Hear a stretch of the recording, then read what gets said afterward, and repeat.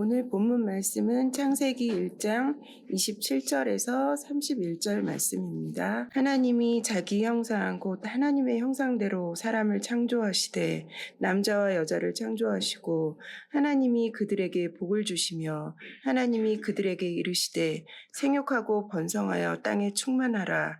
땅을 정복하라. 바다의 물고기와 하늘의 새와 땅에 움직이는 모든 생물을 다스리라 하시니라. 하나님이 이르시되 내가 온 지면에 씨 맺는 모든 채소와 씨 가진 열매 맺는 모든 나무를 너희에게 주노니 너희의 먹을거리가 되리라. 또 땅의 모든 짐승과 하늘의 모든 새와 생명이 있어 땅에 기는 모든 것에게는 내가 모든 푸른 풀을 먹을거리로 주노라 하시니 그대로 되니라. 하나님이 지으신 그 모든 것을 보시니 보시기에 심히 좋았더라. 저녁이 되고 아침이 되니 이는 여섯째 날이니라. 아멘. 모든 부모는 아이들에게 기대가 있습니다. 너는 이러이러한 사람이 되었으면 좋겠다. 그 기대 속에 양육하고 학교에 보내고 뒷바라지도 합니다. 하나님이 사람을 지으셨습니다. 사람을 지으실 때 그에 대한 기대가 있었습니다. 아무 기대도 없이 원하심도 없이 그냥 흙안덩이 빚어. 그건 아니거든요. 너희는 이러하라 하셨습니다. 그게 뭘까? 성경에 나오는 수많은 사람들이 자기에게 대한 하나님의 기대를 알았을 때 깜짝 놀랍니다. 내 인생이 원래 그렇게 계획된 것이었구나. 모세는 어땠죠? 너는 바로에게 가서 내 민족을 자유케 하라는 소리를 들었을 때 경악하죠? 하나님, 나는 아닙니다. 자기 생각보다 너무 크니까요. 기드온에게도 큰 용사여 이렇게 말씀하셨을 때 기드온이 당황합니다. 베드로에게도 주님은 기대를 하셨어요. 너는 사람을 낚는 어부가 되라. 자, 모든 사람들이 하나님을 만나고 나를 향한 하나님의 뜻을 발견하게 되면 당황을 합니다. 우리를 향한 하나님의 기대는 내가 생각하는 것보다 보다 크고 아름답기 때문이죠. 그 기대를 이루어가는 것이 내 인생의 목적이 될 때 거기에 내 행복이 있습니다. 우리 인생에 행복하지 못한 이유가 있다면 그 원인은 어쩌면 하나님의 나를 향하신 뜻과 내가 다른 삶을 사는 것이 아닐까. 자, 이제 우리 좀 타임머신을 타고 초창기 에덴 동산으로 가보도록 하겠습니다. 창조주는 첫 사람인 아담과 하와에 대해서 어떤 기대를 가졌을까요? 이게 중요한 이유는 단순히 그들 부부만의 이야기가 아닙니다. 그들은 인류의 지금 대표입니다. 그리고 첫 번째 사람이에요. 하나님께서 이들 사람을 지으실 때 어떤 기대를, 어떤 소원을 가지셨을까요? 몇 가지를 살펴보겠습니다. 첫 번째 발견되는 것이 바로 다스림입니다. 다스림. 하나님은 자신의 형상대로 사람을 지으신 후에 그에 걸맞는 기대를 가지셨어요. 놀라운 뜻이 있었습니다. 바로 하나님을 대신하는 역할, 즉 다스림입니다. 아담은 피조물 시조세계를 관리해야 됐거든요. 본문 1장 28절을 다시 보면 하나님이 그들에게 아담과 하와에게 복을 주시며 하나님이 그들에게 이르시되, 다 같이 볼까요? 생육하고 번성하여 땅에 충만하라. 땅을 정복하라.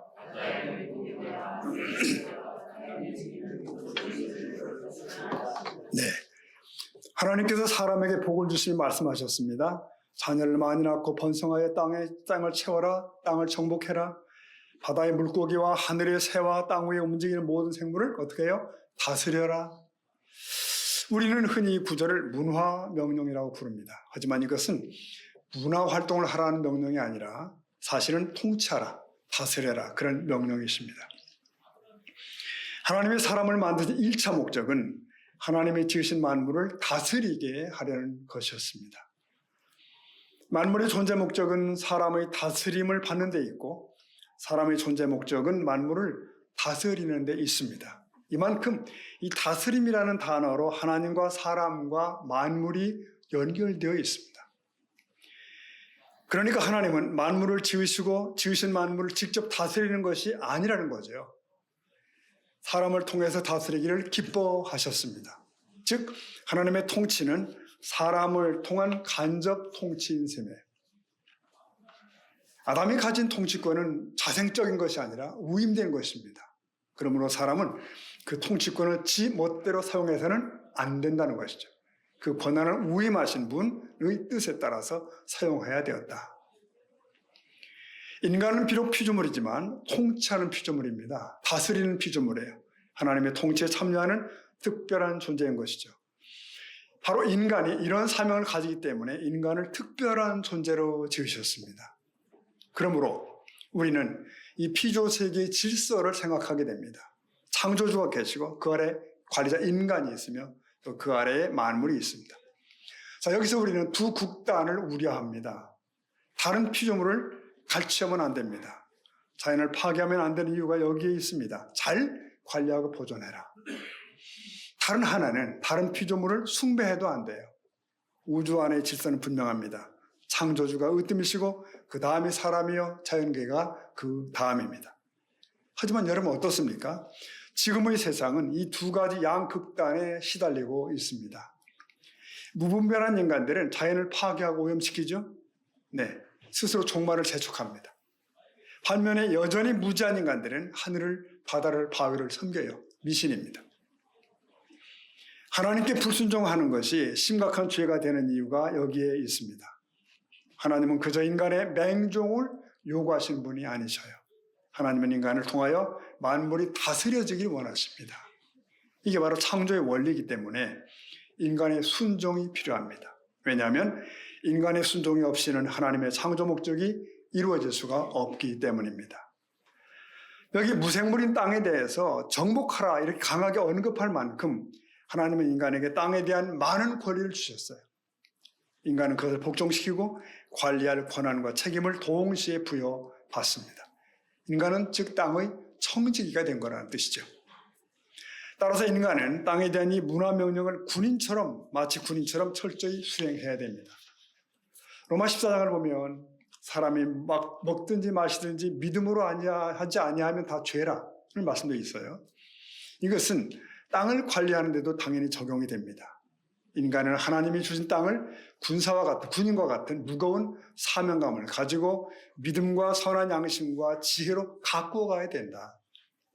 자연을 보호하고 공해를 줄이는 모든 일들에 우리 그리스도인들이 앞장서야 하는 건 당연한 일입니다. 이게 첫 번째 이 기대입니다. 두 번째 이 기대가 뭘까요? 바로 기쁨 대기입니다. 자, 창세기 1장의 창조 기사를 펼쳐놓고 보면 첫날 빛이 있으라 하니 그대로 되니라. 둘째 날 궁창이 있으라 하니 그대로 되리라. 이런 식으로 점점 고조가 됩니다. 그리고 마지막 날 가축을 지으시고 또 마지막으로 사람을 지으시죠. 그리고 이렇게 말씀하시죠. 1장 31절 말씀. 네, 우리 같이 읽습니다. 시작. 하나님이 지으신 그 모든 것을 보시니 저녁이 되고 네, 그러니까 일주일간 창조를 하시는 동안 보시기 좋았다라고 반복되는 거예요. 그런데 마지막 날이 끝난 후에는 어때요? 보시기에 심히 좋았더라 이렇게 되죠. 심히 좋았더라. 왜요? 하나님 당신의 형상을 닮은 사람을 지으셨기 때문에 한마디로 기쁨이 있으시게 된 거예요. 여러분, 하나님은 왜 우리를 창조하셨는가에 대한 짧은 대답은 이것입니다. 그분의 기쁨을 위해서. 이 원리는 성경의 곳곳에서 선포된 자가 있습니다. 계시록 성경 마지막 책인 계시록 4장 가보면 11절에 이런 말씀이 있죠. 우리 주 하나님이여 영광과 존귀와 권능을 받으시는 것이 합당하오니 주께서 만물을 지으신지라. 합당하다. 골로새 1장 말씀 보면 16절에 이런 말씀이 있죠. 읽어볼까요? 만물이 그에게서 창조 그를 위하여. 네, 이런 식의 말씀이 많아요. 네, 그러니까 하나님의 기쁨을 위해 인간이 창조되었다는 것은 인간이 하나님의 단순한 재미라는 뜻이 아닙니다. 하나님은 스스로 충만하셔요. 하나님은 아무것도 사실 필요로 하지는 않으십니다. 영원한 과거 속에서 그분은 외로움을 느끼지 않으셨습니다. 따라서 친구를 찾으신 것도 아니에요. 그분은 우리를 사랑하시는데 이는 우리를 필요로 하는 것과는 좀 다릅니다.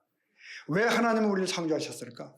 하나님 자신의 기쁨을 위해 우리를 창조하셨고 이에 우리는 그분을 앙망하는 고귀한 신분이 되었어요.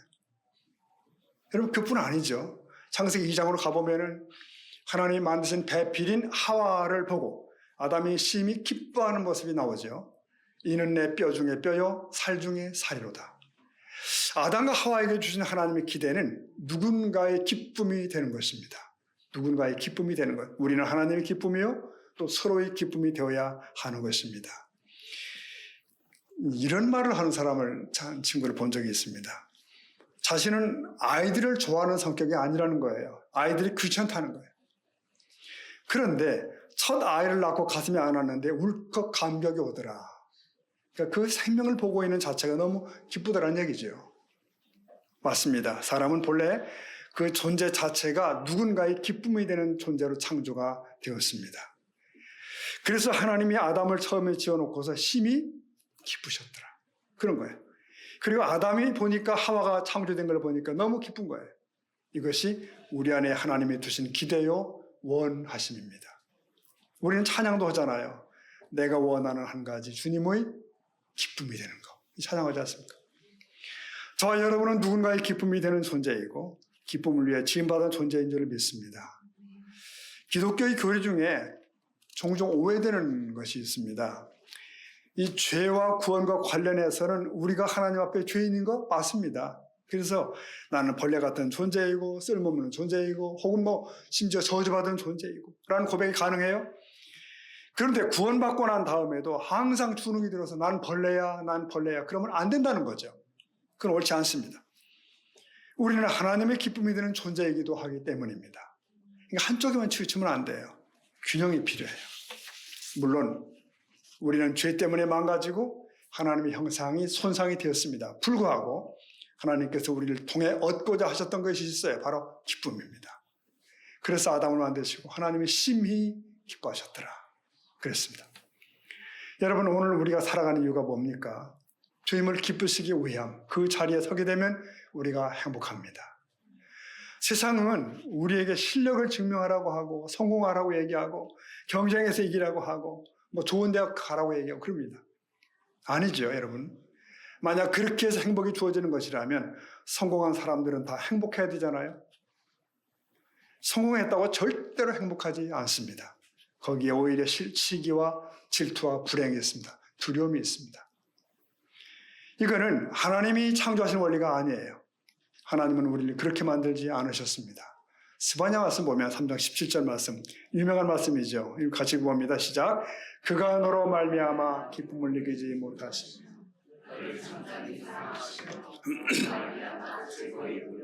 기뻐하시리라 하시리라. 아멘. 하나님은 저와 여러분을 이렇게 보신다는 거예요. 그러니까 이게 저와 여러분을 향한 하나님의 고백이에요. 내가 너로 인해 기쁨을 느끼지 못하겠다. 그거죠. 맞습니다. 하나님이 우리를 얼마나 기뻐하시는지, 하나님이 나를 얼마나 기뻐하시는지를 알고 누리며 살아가는 날들이 될 수 있기를 축복합니다. 하나님의 기대를 찾아보니까 세 번째가 있습니다. 뭔지 아십니까? 순종하기예요. 에덴 동산에서 보는 하나님의 강한 기대가 선악과를 통해 나타나는 거 아시죠? 이 기대하심은 구체적으로 명령형으로 나타납니다. 하나님은 동산을 지으시고 그 가운데에 사람을 두십니다. 그리고 특별한 명령을 주시죠. 선악과를 먹지 말라. 이 첫 번째 상호 약속이기도 해요. 여기서 하나님은 사람이 그 말씀에 순종하는 존재로 기대하신 겁니다. 창세기 2장 16절 보면 여호와 하나님이 그 사람에게 명하여 이르시되 동산 각종 나무의 열매는 내가 이무이로 먹되 17절 다 같이 선악을 알게 하는 나무의 열매는 자, 선악과 금지를 사람이 지킬 것으로 기대가 된 거예요. 기대. 이는 하나님이 만드신 세상의 본질을 규명하는 내용입니다. 뭐냐면 뭐든 마음대로 먹되 선악과는 아니야. 이런 뜻입니다. 즉 하나님의 말씀을 지켜서 하나님의 왕이시라는 것을 인정해달라는 것입니다. 무조건적인 순종을 바라지 않으셨습니다. 하나님은 인간에게 자유의지를 주셨고 하나님에 대해 반응할 수 있게 하셨어요. 그리고 함께 상호 교제를 원하셨습니다. 하나님은 에덴 동산을 만드시고 돌보고 지키도록 하셨어요. 그 후 선악과를 먹지 말라는 명령을 내리신 거고요. 즉 하나님의 말씀을 지킴으로 하나님의 왕이라는 것을 인정하라는 것입니다. 선악과는 하나님의 주인이심을 알리는 안전장치이자 증표입니다. 여기서 하나님의 기대는 뭐죠? 사람의 순종입니다. 순종하는 사람. 불순종이 심각한 죄가 되는 것은 그것이 하나님의 창조 목적을 거스르는 것이기 때문이에요. 죄란 바로 하나님의 창조의 목적을 거스르는 것입니다. 나아가 하나님을 대적하는 것이에요. 이것이 바로 죄의 본질이고 때문에 죄의 결과는 죽음이 되는 것입니다. 왜냐하면 하나님의 창조 목적을 떠난 인생의 존재의 의미는 상실되기 때문입니다. 따라서 죄의 문제가 해결되지 않고는 하나님의 창조 목적은 이루어질 수가 없습니다. 하나님은 오늘도 우리들의 순종을 원하십니다. 하나 더 있습니다. 여러분, 하나님이 기대하는 것 네 번째 보면 창조학입니다. 뭐냐면 하나님께서 각종 생물과 새들과 짐승을 다 만드시죠. 그러니까 땅과 바다와 공중의 생물들이 가득하게 됩니다. 그러면 이제 무슨 순서가 남아있죠? 네, 이름 짓기가 남아있습니다. 하나님은 그것들을 아담에게 끌고 오십니다. 그리고 아담에게 이름을 지어라. 창세기 2장 19절에 보면은 여호와 하나님이 흙으로 각종 들짐승과 공중의 각종 새를 지으시고, 그 다음 읽어봅시다. 아담이 무엇이라고 부르나? 아담이 각 생물을 부르는 것이 되었더라. 보세요. 하나님께서는 흙으로 모든 동물과 새들을 지으셨습니다. 그런데 흥미로운 점은 하나님이 직접 이름을 지으셔야 되잖아요. 근데 이름을 붙이신 것이 아니라 아담에게 그 임무를, 그 사명을 맡기신 거예요. 왜 그러셨을까? 하나님께서는 아담이 단순히 창조 세계를 감상하는 존재가 아니라 직접 참여하고 책임지는 존재가 되기를 원하셨습니다. 여러분, 이거 적용해보면 이렇게 말할 수 있어요. 우리는 종종 하나님이 모든 걸 다 해주길 기대해요. 하지만 하나님은 우리를 믿고 맡기시는 분이에요. 네가 해봐라. 네가 결정해라. 아담이 동물들의 이름을 지으며 창조 세계를 이해하고 책임을 감당하게 하셨듯이 하나님은 오늘도 우리의 삶 속에서 역할을 주시고 맡기십니다. 네. 그리고 아담이 동물들의 이름을 짓는 장면은 단순히 호칭을 정하는 그 문제 정도가 아니에요. 성경에서 이름을 짓는 행위는 굉장히 중요한 의미를 갖습니다. 첫째로 이름을 짓도록 하면 그에게 권위를 주는 거예요. 권위. 구약에 보면 종종 부모가 자녀들의 이름을 짓는 경우가 있잖아요. 아브라함의 이삭의 이름을 짓습니다. 그리고 정복한 땅들의 이름을 붙이는 일들도 종종 보이지 않습니까? 이것은 소유권과 주권을 나타내는 행위예요. 하나님께서 아담에게 이름을 짓게 하신 이유가 뭐죠? 인간이 하나님의 창조 세계를 관리하고 다스리는 책임을 맡았다는 것을 의미합니다. 동시에 이름을 짓는다는 것은 하나님을 찬양하는 행위예요. 시편 8편에서 다윗은 하나님의 창조를 바라보며 감탄을 하며 노래를 합니다. 시편 8편 3절에 보니까 주의 손가락으로 만드신 주의 하늘과 주께서 베풀어 두신 달과 별들을 내가 보니. 자, 4절 다 같이. 사람이 무엇이기에 주께서 그를 생각하시며. 네, 아담이 동물들의 이름을 지으며 피조세계를 탐구하는 것은 하나님의 지혜를 찬양하고 그의 영광을 드러내는 행동이었어요. 오늘날 우리가 자연을 연구하고 예술을 창조하고 학문을 발전시키는 것도 하나님의 주신 사명을 수행하는 하나의 방법이 돼요. 그러므로 하나님께서 우리에게 맡기신 삶의 자리에서 무엇이든 진지하게 이해하고 책임지며 나아갈 때 그것이 곧 하나님을 찬양하는 행위가 될 수가 있습니다. 이 구절을 보면 아주 중요한 표현이 있죠. 아담이 각 생물을 부르는 것이 곧 그의 이름이 되었더라. 그러니까 하나님께서 이건 사자야, 저건 코끼리야 이렇게 정해놓은 것이 아니라는 거죠. 아담이 했다는 거예요. 아담이 어떤 이름을 짓든 간에 그는 그대로 인정해 주신 거예요. 여러분, 이것이 바로 하나님의 방식이기도 합니다. 하나님은 우리의 결정을 무시하지 않으시고 우리가 내린 선택을 존중해 주십니다. 물론 하나님께 지혜를 구해야 되겠죠. 그러나 때로 우리는 너무 두려워서 아무 결정도 내리지 못하고 그냥 망설이고 서 있을 때가 있습니다. 주님, 이 길이 맞습니까? 주님, 이거 해야 됩니까? 말아야 됩니까? 근데 하나님은 그렇게 말씀하십니다. 네가 지어라. 내가 내 결정을 존중하겠다. 성도 여러분, 하나님은 우리를 어린애가 아니라 성숙한 하나님의 자녀로 세우고 가십니다. 매일을 담대하게 결정하고 책임감 있게 행동하는 믿음의 삶을 살아갈 수 있기를 축복합니다. 여기서 중요한 사실이 하나 더 있어요. 하나님께서는 동물들을 아담에게 데려오셨습니다. 그것들을 그에게로 이끌어 가시니, 이렇게 이끌어 가시니 무슨 의미죠? 하나님은 단순히 아담에게 네가 다 알아서 해라고 하지 않으신 거죠. 하나님이 먼저 동물들을 창조하셨고 그 다음 아담에게 이끌어 가셨어요. 그러니까 하나님이 먼저 준비하시고 다 그렇게 하시고 그리고 아담에게 맡기신 거예요. 우리 인생도 마찬가지 아닐까요? 우린 종종 모든 걸 내가 결정하고 내가 책임져야 할 것처럼 지나친 부담을 가질 때가 있습니다. 하지만 하나님 먼저 준비하시고 인도하시고 그 다음에 우리에게 맡기신다. 우리의 역할은 하나님이 주신 기회를 믿음으로 받아들이는 거예요. 믿음으로 받아들이는 것. 하나님은 이미 앞에 길들을 예비하시죠. 우리의 선택을 존중하시고 동시에 우리를 인도하고 계십니다. 그 하나님을 신뢰하며 오늘도 내일도 담대히 걸어갈 수 있기를 축복합니다. 자, 우리는 지금 창세 초기에 에덴에서 벌어진 일들을 이렇게 돌아봤습니다. 거기에서 하나님은 어떤 분이시며 사람에게 어떤 기대를 가지셨는지를 살펴보았어요. 하나님은 다스리라고 하셨죠.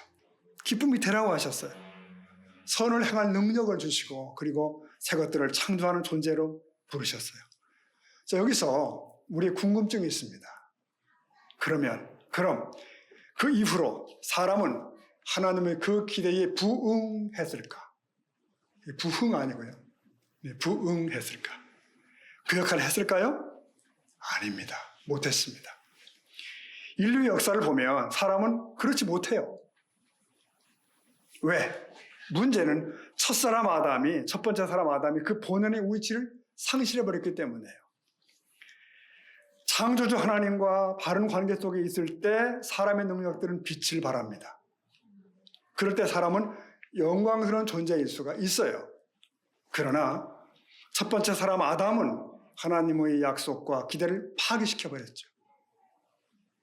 그 영향은 죄라는 이름으로 쓰나미처럼 세상을 덮어버립니다. 그 여파는 원죄라는 이름으로 후손들에게 전이 됩니다. 그럼 인류의 삶의 실상이 어떻게 되겠어요, 여러분? 어떻게 되겠어요? 자, 시편 말씀 보면은 14편 2절이 이렇게 되어 있더라고요. 여호와께서 하늘에서 인생들을 굽어 살펴보니 지각이 있어 하나님을 찾는 자가 있는가 보려 하신즉 3절 다 같이 볼까요? 다 치우쳐 함께 더러운 자가 되고 없으니 하나도 없도다. 이건 하나의 탄식 아닐까요? 이렇게 된 거예요. 모든 사람들이 돌아서서 잘못된 길로 갔다는 거죠. 그들 모두가 썩은 것 했고 선한 일을 하는 사람이 하나도 없더라. 여러분, 선과 악을 말할 때 세상과 기독교 신앙의 차이가 있습니다. 뭔지 아십니까? 윤리와 도덕의 정당성을 옳고 그름을 분별하는 지식을 가졌는 거로 판단하면 됩니까? 그건 아닙니다. 자, 도덕 점수 100점 맞으면 100% 윤리 도덕적인 삶을 삽니까? 아니잖아요. 그러면 공부 잘하는 아이들은 모두 착하고 선해야 되지 않습니까? 그건 그렇지 않지 않습니까? 옳고 그른 것을 분별했다고 사람이 변화되지는 않습니다. 때로 선하게 살고자 노력하는 사람들도 있어요. 그런다고 선하게 되는 건 아니더라고요. 예수님 당시에 어떤 이스라엘 사람들도 그렇게 살았어요. 그들은 율법을 지켰고 자선을 하고 구절하고 가난한 사람을 돕고 그랬어요.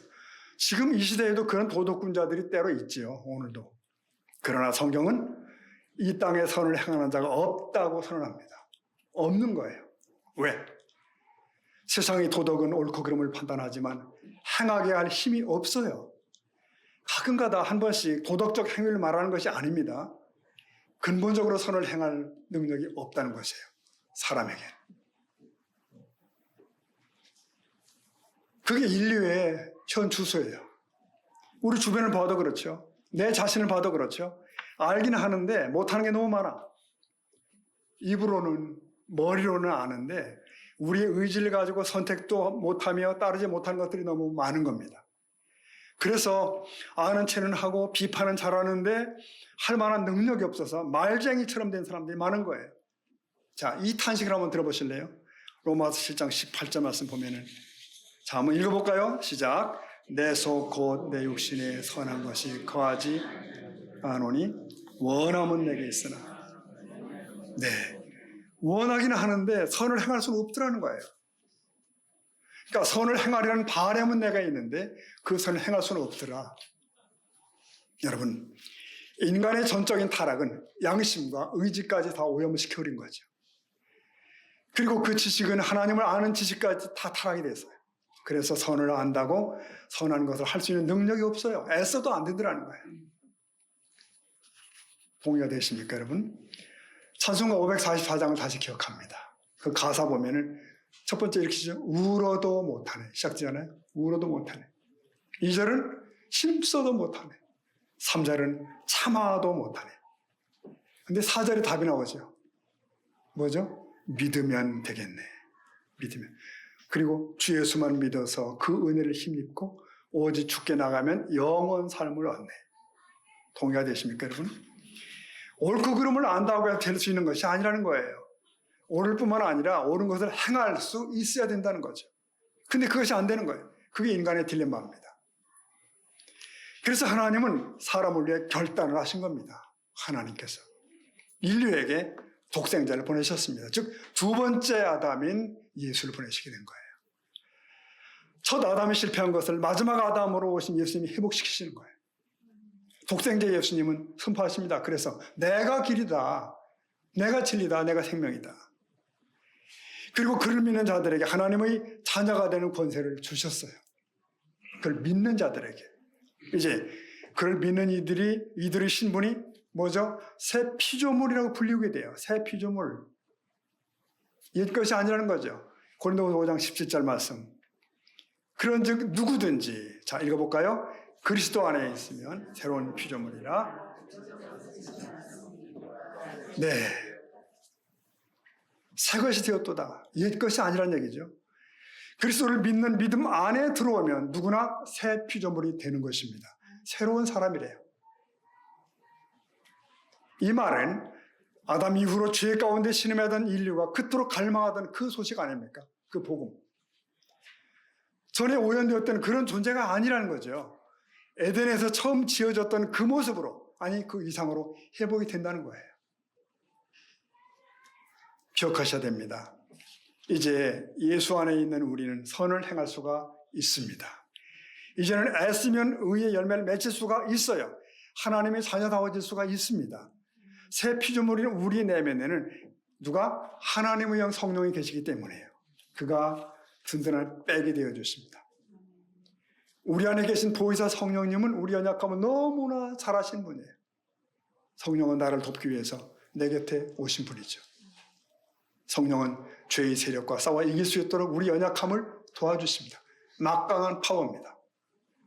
여러분 기뻐하셔야 됩니다. 성령 충만한 자의 삶은 이제 옛사람의 가치관과 욕구를 따라 그냥 끌려가는 삶이 아니에요. 막연히 끌려간 자가 아니라는 것입니다. 성령께서는 우리를 통해 하나님의 영광을 드러내는 삶을 구현하려 하십니다. 그러니 우리가 어떻게 하면 좋습니까? 우리는 목표를 분명히 하면 됩니다. 의지를 확고히 하면 되는 거예요. 하나님의 기쁨이 되기로, 하나님의 기대하심에 부응하며 살기로 결정하시면 되는 거예요. 시작이 되는 겁니다. 그래서 여러분 기억하십시오. 저와 여러분은 하나님의 기대 속에 오늘을 사는 그런 존재입니다. 새 피조물. 다스려라. 내 기쁨이 되라. 말씀에 순종해라. 내가 준 능력으로 창조하며 그렇게 살아가라. 여러분 이것이 우리의 실제가 될 수가 있습니다. 그래서 하나님의 자랑이요 기쁨이 되는 삶으로 전진하는 저와 여러분 되기를 예수님의 이름으로 축복합니다. 아멘. 우리 기도하시겠습니다.